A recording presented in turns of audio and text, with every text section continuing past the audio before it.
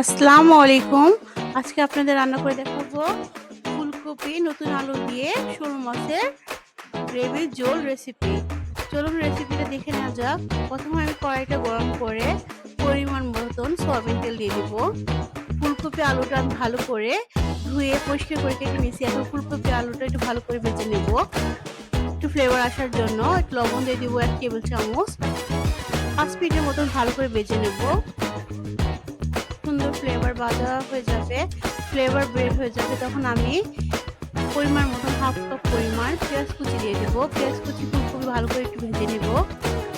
আবার একটু ঢাকনা দিয়ে ঢেকে দিব। চেষ্টা করবেন ফুলকপি আলুটা ভালো করে ভাজার জন্য, তাহলে শোল মাছের রেসিপির গ্রানটা একটু ভালো আসে, তরকারিটা খেতে ভালো লাগে। যখন ফুলকপি আলুটা ভালো করে ভাজা আসবে, আমি এখন হাফ টেবিল চামচ আদা রসুনের পেস্ট, 1 টেবিল চামচ হলুদ গুঁড়া, 1 টেবিল চামচ মরিচ গুঁড়া, আপনার ইচ্ছা মতো দিবেন, ঝাল কম ভারী কম দিতে পারেন, সমস্যা নেই। হাফ টেবিল চামচ জিরা বাটা অবশ্যই দিবেন। ধনে করে সামান্য একটু দিয়ে একটু পানি দিয়ে ভালো করে কষিয়ে নেব। একটু ভালো করে কষানো হয়ে যাবে মশলার সাথে, আমি শোল মাছগুলো ভিনেগার লবণ দিয়ে ভালো করে ধুয়ে নিচ্ছি। চেষ্টা করবেন ভিনেগার আর লবণ দিয়ে ভালো করে দেওয়ার জন্য।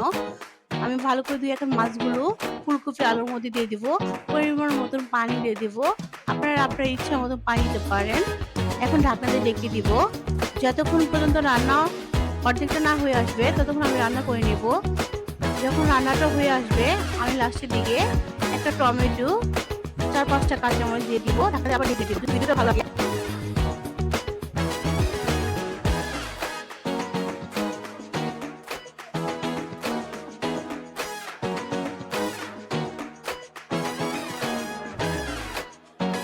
জিরা ভাজা দিয়ে দিব হাফ টেবিল চামচ।